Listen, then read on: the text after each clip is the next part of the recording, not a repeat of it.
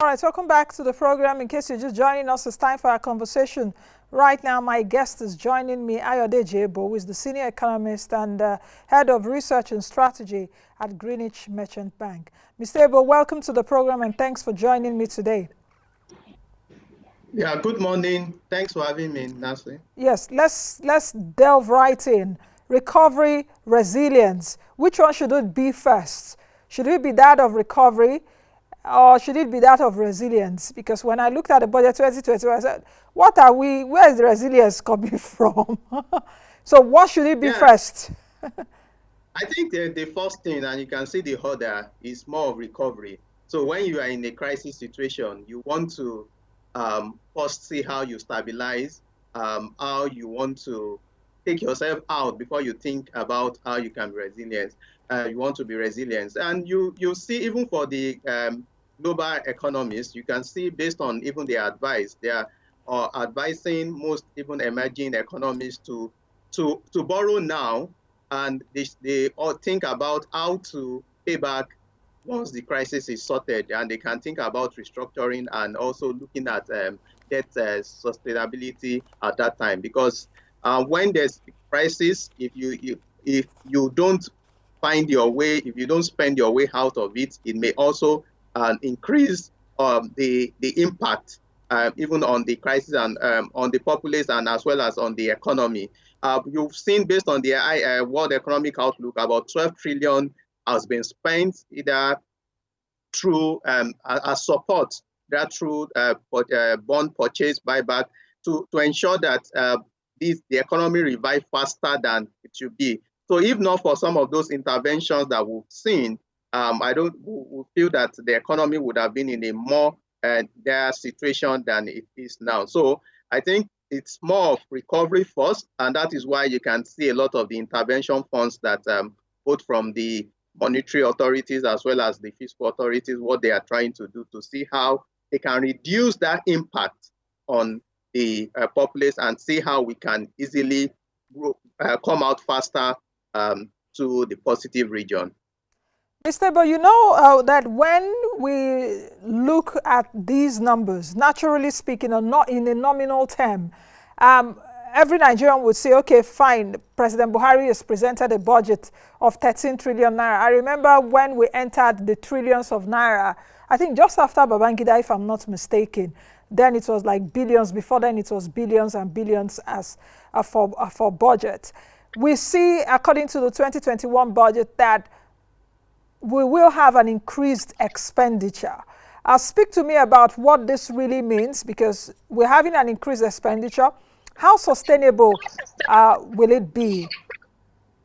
Yes, very interesting. And we've seen, if you look at it over the years, we've continued to see that um, increase in expenditure on a year-on-year basis, which though it's not bad in itself, but when you know that you have you have a revenue challenge, then you also need to see how you want to curtail your expenditure.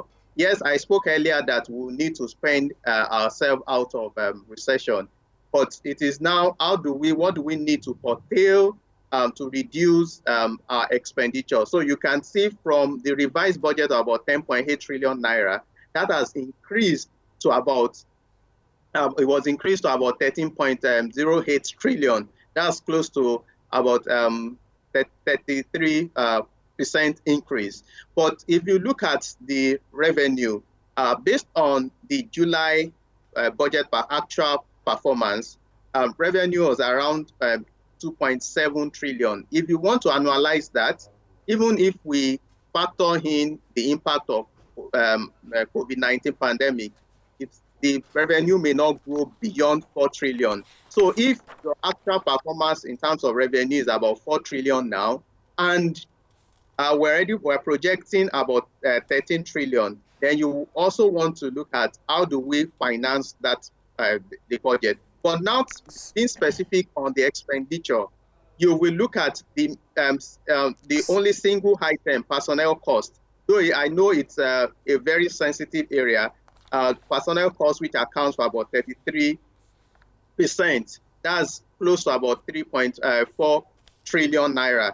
and you want to look at the number of employees of the federal government. So you can look at that logically, that only a certain less than maybe 5% of the total population is also is taking about 33% of the budget, which is very obviously very high. But there are also other expenses that we look at, overhead costs, that we need to see how we want to bring it down.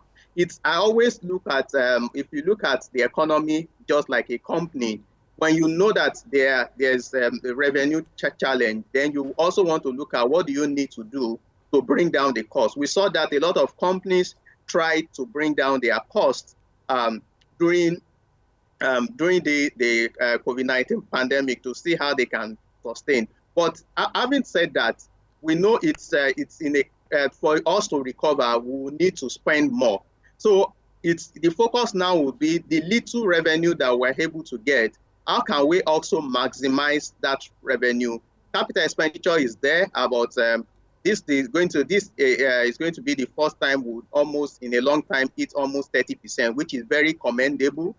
There's been increased allocation to the health sector and to the education sector, very significant, very commendable. So how do we maximize the little we have?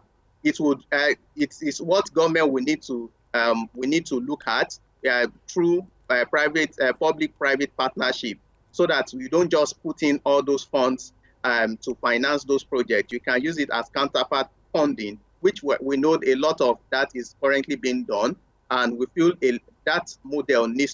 more of that model needs to be adopted.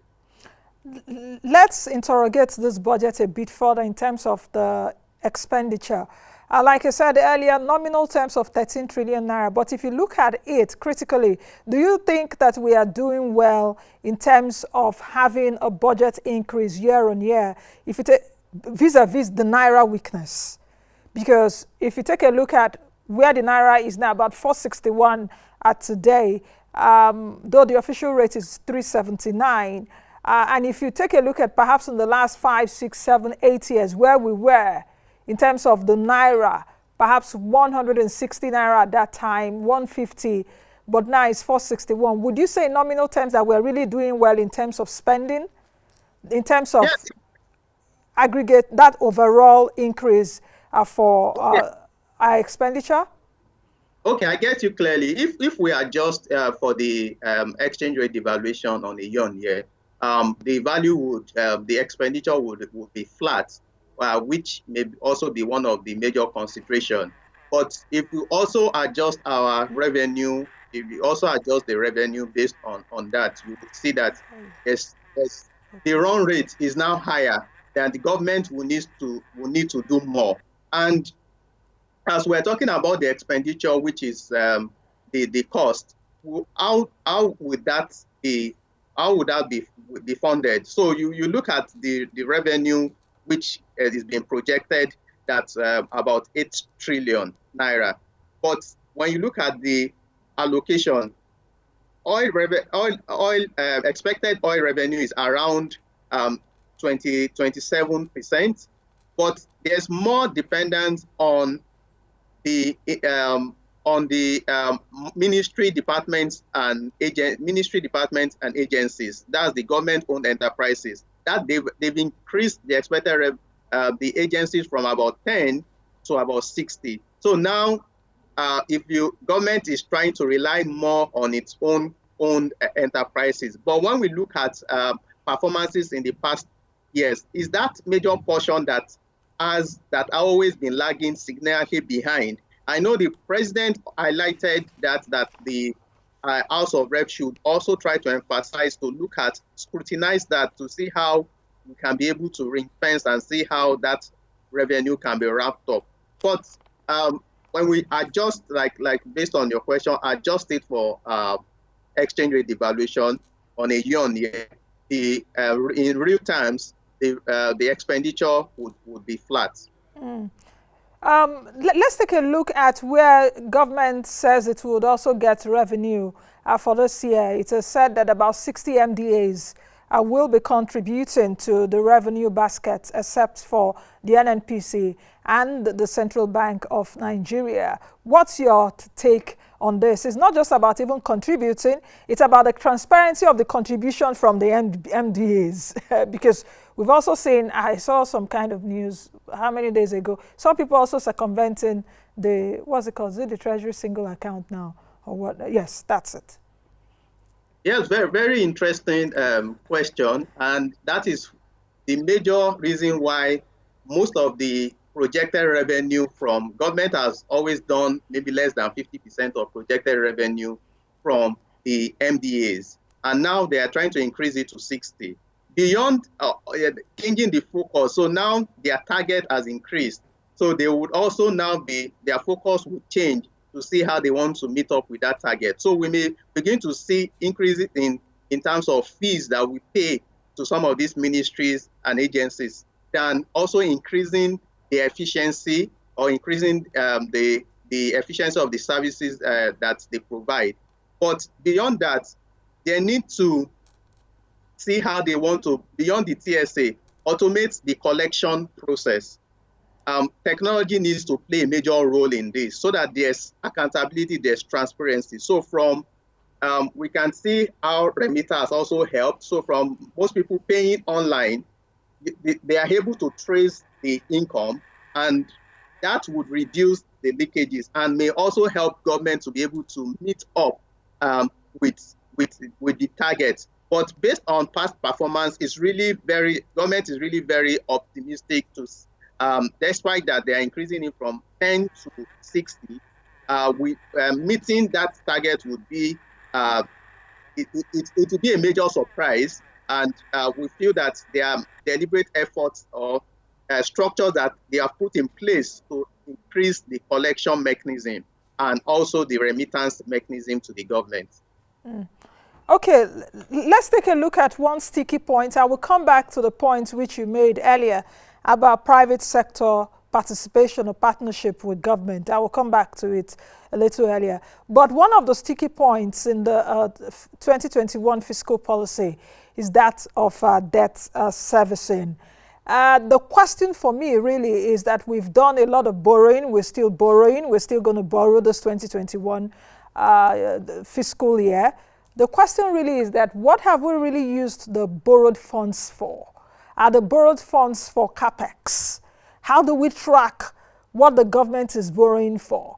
You know, there's also, we had the Sukuk funds, Sukuk bonds used for about 25 critical roads in the country. You also have the green bonds and all of that. I can't go into all of that, you know, but who is tracking where the borrowed funds is going to, especially for CapEx? Yes, it's based on, it's difficult to track, but if government wants to also provide some form of transparency, we can see how the Sukuk bond, how you can easily trace the impact. You can easily trace the utilization of the resources. That can easily be traced. So I feel that beyond just raising the normal monthly bond auction or the bi-monthly NT bills to finance the budget, it will also be good to look at projects or infrastructure-based funds so that it's easily tracked and we can be able to feel that impact. But you know, when you look at based on the 2020 performance, you would notice if you check it based on actual revenue, our debt servicing will be over 80% of the actual revenue that we have realized in 2020.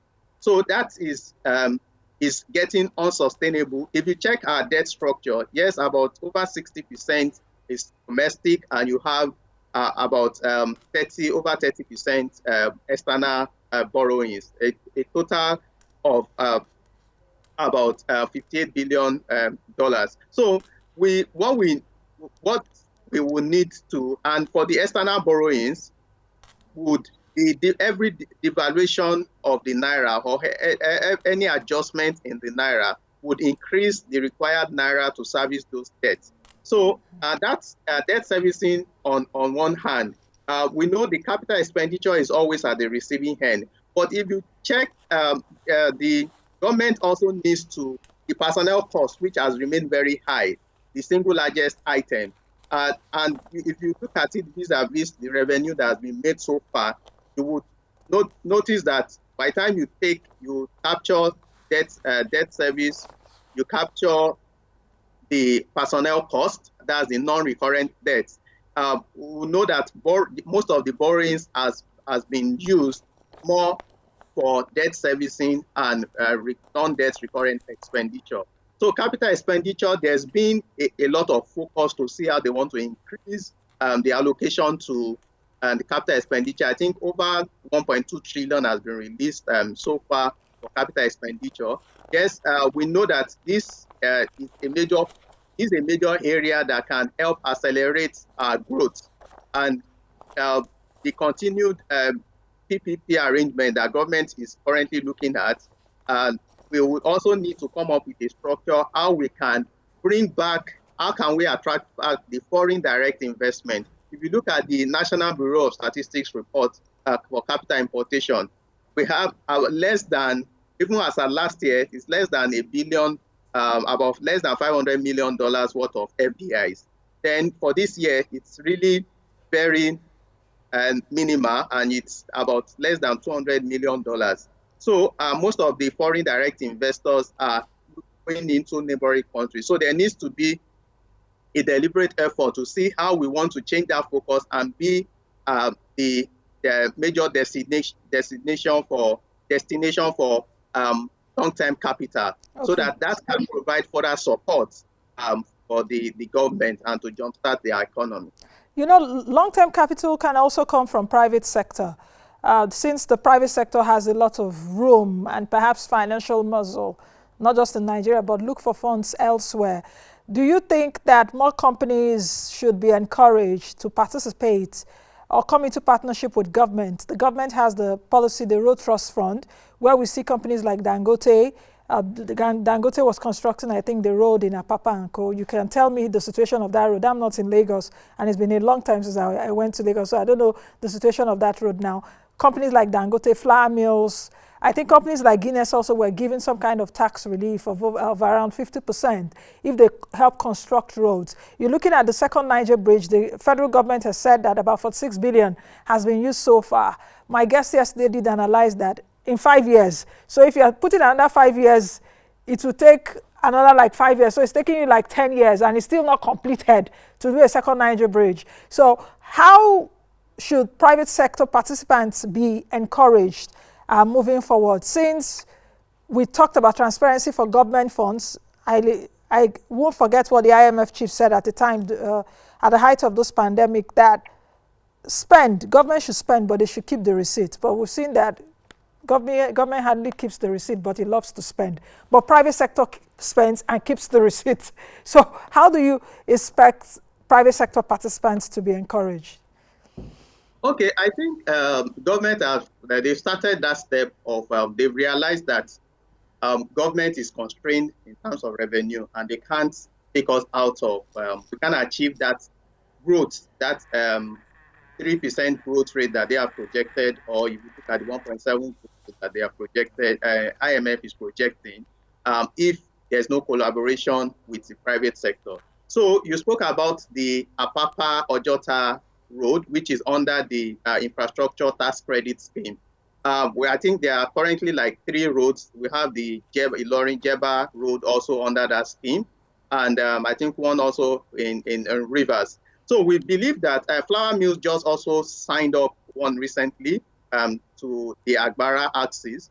We believe that because of that structure, we expect that maybe more companies to also come up, or government, you see how more companies can also take advantage of that. That will accelerate the progress. If looking at the Apapa to Ojota road, we can see the significant progress that has been achieved. I would say, though I've not applied through the total length of the report, we can see the pace has been very, the progress has been very significant because it's private, the funds are already available. You know, based on the infrastructure tax scheme structure, you can claim, you can use up to 50% of your tax liability, and you can use that as part of to restructure the road. So rather than pay that 50% to the government, and government now brings it back to allocate to major projects, you would identify some of those critical roads that government, the committee has already tried to identify some of those roads, and you agree on a cost that is efficient, also very efficient for you. And we believe that that is also an efficient way of even reducing costs rather than going through government. So this is one major area that we would expect to see more collaboration even in 2021, so that some of those major roads can easily be completed on time. Lagos-Ibadan is over 10 years, but yes, in the last few years, we've seen that significant progress. But we know the productivity that road would have achieved if it has been completed earlier, and if it has even been concession. Those that applies the road would be willing to pay a token, and that would reduce the cost, and it will reduce the cost of transporting goods. But beyond that, the private sector also needs, sometimes they also need some form of comfort. So as government has realized currently, there's been a lot that has been done with the Bureau of Private Enterprise, trying to see how we can work with private sector on constructing some of these roads.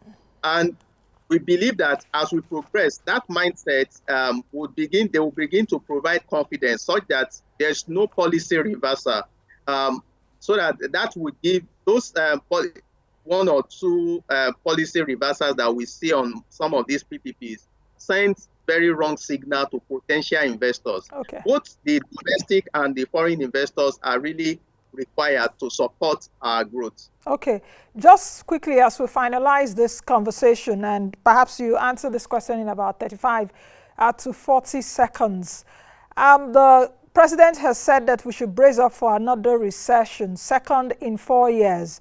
So Nigerians, I'm telling you that is knock, knock, knock on recession's door, not knock, knock, knock on heaven's door like Bob Dylan sang. There's a song like that, I think it's Bob Dylan. Knock, knock, knock on heaven's door.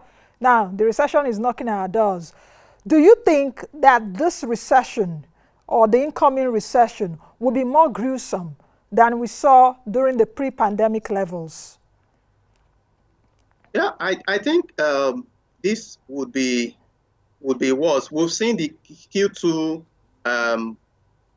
performance, and that's about 6%. But because of the ease in business activity, we believe that should drop to at least about 3% or 3 to 4% negative.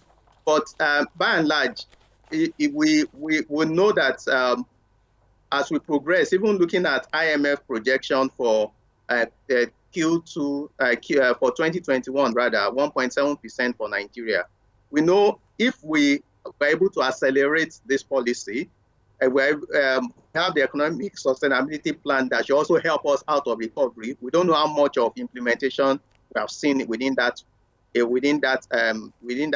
policy.